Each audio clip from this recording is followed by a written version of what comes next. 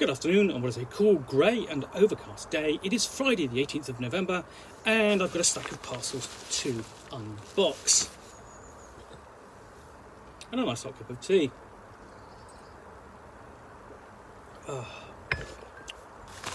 So, going to look at this one next. And of course it's come from Drive-Thru RPG because A, you can tell, as I keep saying, strength of the adhesive they use on the packaging,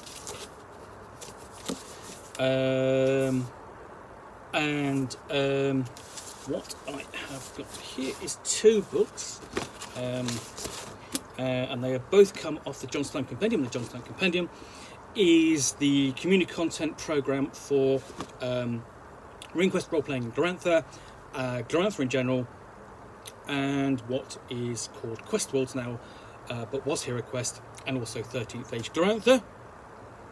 Not a lot available for 13th Age Glorantha, unfortunately, but these are written primarily by Simon Phipp and cohorts. So one is Secrets of Hero Questing. Now I've already done an unboxing of this. I've already done a review of this, so I'm going to put this one down. This will go straight upstairs.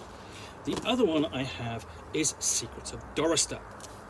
So, inside you will find a gazetteer of over 100 places with a map of Doraster and nearby areas and maps of key places in Doraster.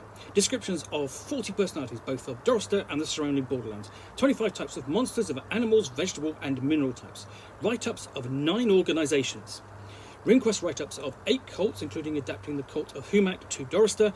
New abilities for Illuminates, and descriptions of Illumination and its various schools. 15 magical items. Encounter tables for all of the important areas of Doraster, sample campaign and scenario hooks, extended RuneQuest rules for high-level adventurers, tips for playing high-level adventurers and NPCs, based on the write-up of our Doraster campaign with a great deal of extra material. This covers the land and people of Doraster and its borderlands.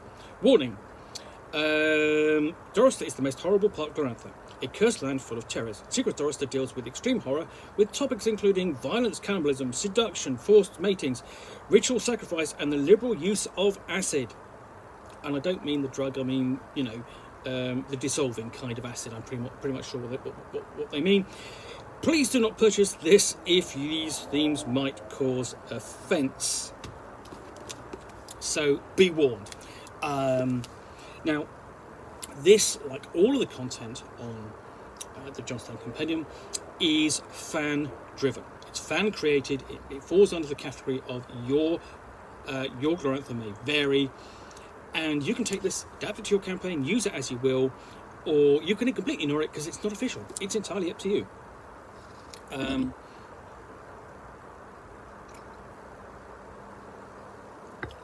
But in the main, the content of books like this is fairly close to what Glorantha is like. It's not particularly divergent, and that means that you can use it without really radically changing what you're running. So we open up, and it comes with a warning: Secrets of Doraster, a very bad place. Doraster, that land of doom. The map there. Replication of the cover. That's going to be a octopus thing, sort of combined with some Scorpion Man. So Octopus Scorpion Man hybrid thing,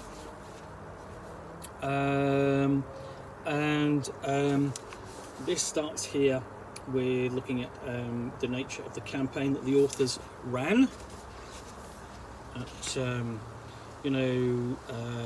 quick Q&A, quick question and answers, in rumours to throw at your player characters and scenario hooks. And list of the other supplements useful to this one, which of course includes Doraster Land of Doom, Lords of Terror, and the Cult's Compendium. Before we get into the Borderlands, beginning the section on places. So the various places across the region. So quite a lot of dense text here, but broken up by boxes and scenario hooks. And nicely, I like that they've taken an excerpt the main map placed it close to where you can see it, where it's most useful for the game master's eyes, because coming back to that is a little bit awkward. Not really a challenge, but just makes it a bit easier, and it's going to do that over and over, which is I really like it when the scenarios do that. So reasonably decent illustrations in there as well.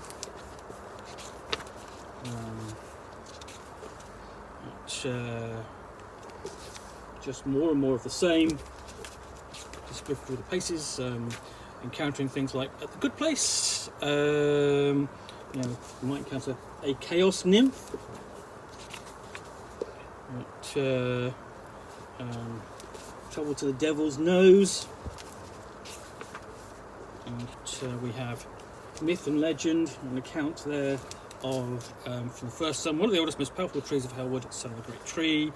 The Blood Grove, encountering red sap, stats there as well.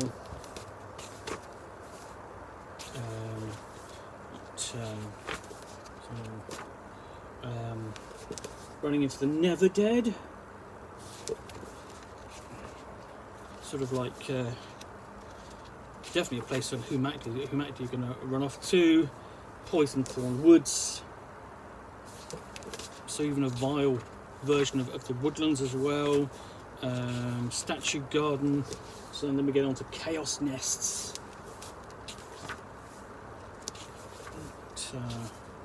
Crag Mountain, Skull Splitter, Salator Hills. So lots and lots of information on sort of like the various places. And throughout, you've just got scattered these scenarios, so you're really quite liberal with them.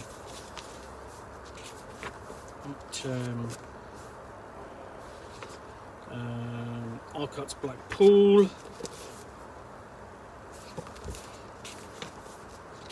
And then Doraster Inn, somewhere to go, scenario hooks, rumours, a safe point, I suppose. And then they'll get into the personalities of Doraster.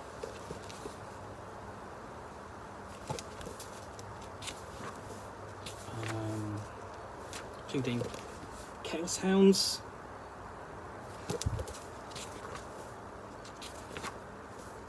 So to see the Dragon Newt of Storm.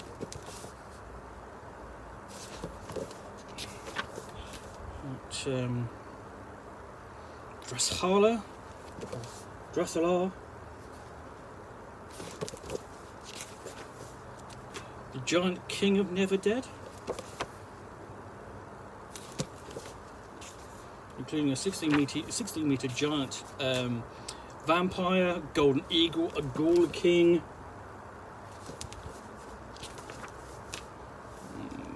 And the great counter with the Great Queen.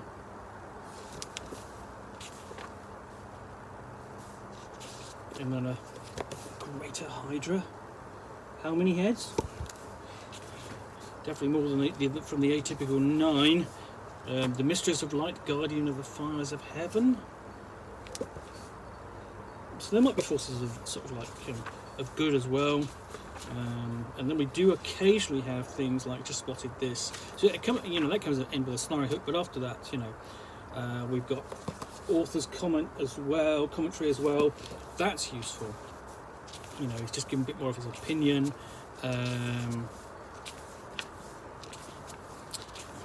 So yeah, lots of personalities in here. Octopus there, Wale. Just flipping through. List of other personalities. Then we get on to personalities of the Borderlands.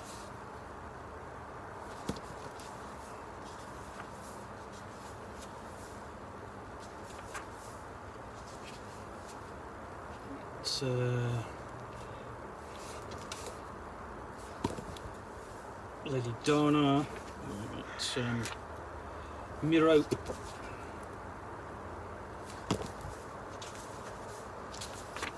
and we have organisations,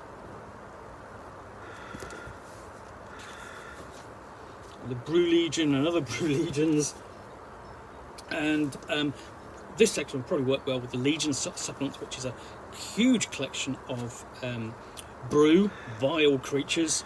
We have the Golden Eagles, Shadow Mages. Which, so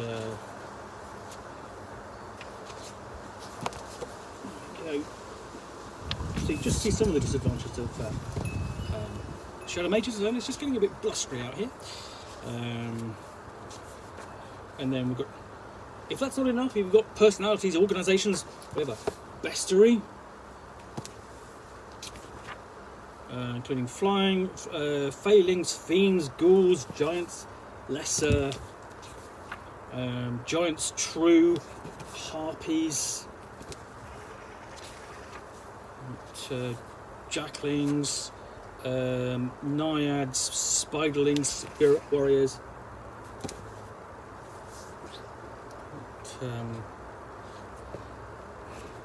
And of course, everyone will be familiar with the Telmori, and then Wind Riders as well. Got a list of other creatures like Brewbats, Cave Trolls, Gorps, Crawling Hands, Giant Spiders and so on. They're all kind of familiar, and essentially you go to the Glorantha Bestiary for those. Then we have a section on, we've done fauna, now we'll do flora. And this is really just more of descriptions accompanied by even more scenario hooks. This is so many scenario hooks in this book. I can't stress that enough. Then after that we have sections on cults. Now this is where you're going to probably move out of what is official Glorantha setting content. So this is where your Glorantha may vary. This Glorantha may vary. So we've got details of the Cacodemon cult, mainly worshipped by man-eating ogres, and then we have Doraster, Dagorma. So a little bit, it's more sort of like local cults. The Wild Daughter. Sorry, let's have a look. So Doraster, the Golden Eagle, even the Great Gorp cult, and Humat, especially rewritten for dealing with the chaos-infested regions of Doraster, and then for Primal Chaos. Okay, we're not just that, just an explanation of the cult. We have optional chaos features and tables of chaos features to fling at your NPCs. So several tables of that. So and Livermore, and then vampires, so on. And then illumination, section on illumination. This is something sort of like the, it's almost like a secret to the setting of Glorantha, sort of something sort of like keep alluding to, something necessary to avoid, but essentially it is something which can be learned, sort of begins to set you apart from what everyone kind of believes about the world. So I've got a section about illumination in the area. And then sort of like look at effects of being in Doraster. And as it says, Doraster is not only a very bad place, it is a very odd place. So you've got random effects to throw at the player characters, including weather, encounter tables. So supporting all the monsters and NPCs and flora and fauna treasures.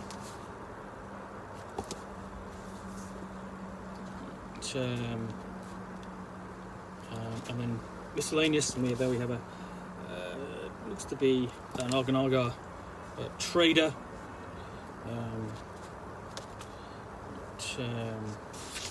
so dealing with trade in Doraster,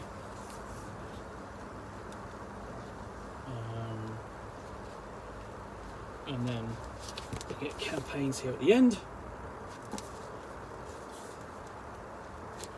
So various ideas in here for campaigns, plots and so on, involving ducks, more ducks and even more ducks, The section for Game Masters here. Various new rules and just, you know, handling various aspects of the game and how it was run for part of their campaign, and finally got the epilogue. So yeah, and then we have a full list, basically at the time of printing, generally sort of like a good overview of what was available when the book was released, the Jonstown Compendium. Continue over the page because it's growing, and then it's, you know, nice touch is the table of contents, which is it's really useful. So not quite an index, but it's a good start. So yeah, that's Secrets of Doraster from Stormsperia, but published by Chaosium via the Jonstown Compendium. Anyway, hope you've enjoyed this unboxing in the Nook. If you have, then please do click on the like button down below. And if you've got any comments or feedback, I do appreciate you taking the time to post those. And lastly, if you want to be alerted to yet more unboxings in the Nook, where you'll see me out here with a package from which I will unbox a book or game and chat about it to the best extent of my knowledge for roughly 10 minutes or so, all of course accompanied by a nice hot cup of tea. Then please do hit the subscribe button down below. In the meantime, thanks again for watching another unboxing in the Nook. I'll be back again soon with another one. Bye for now.